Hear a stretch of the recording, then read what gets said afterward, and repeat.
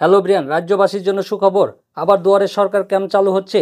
লক্ষ্মীর ভাণ্ডার, বার্ধক্য ভাতা, স্বাস্থ্যসাথী, কৃষক বন্ধু, রেশন কার্ডের আরও অনেক কিছুর আবেদনপত্র নেওয়া হবে এই দুয়ারে সরকার ক্যাম্প থেকে।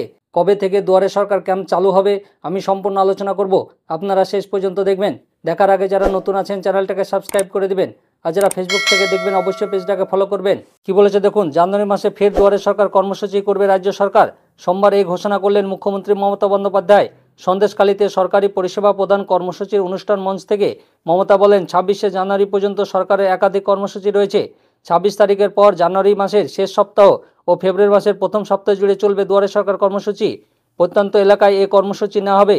এছাড়াও মুখ্যমন্ত্রী ঘোষণা করেছেন, রাজ্য সরকারের পক্ষ থেকে 12 লক্ষ মানুষকে বাংলার বাড়ির জন্য প্রথম কিস্তির টাকা প্রদান করা হয়েছে। 1.5 বছরের মধ্যে আরও 16 লক্ষ মানুষ বাংলার বাড়ির টাকা পাবেন। জানুয়ারি মাসের 26 তারিখের পর দুয়ারে সরকার ক্যাম্প চালু হবে, চলবে ফেব্রুয়ারি মাস পর্যন্ত।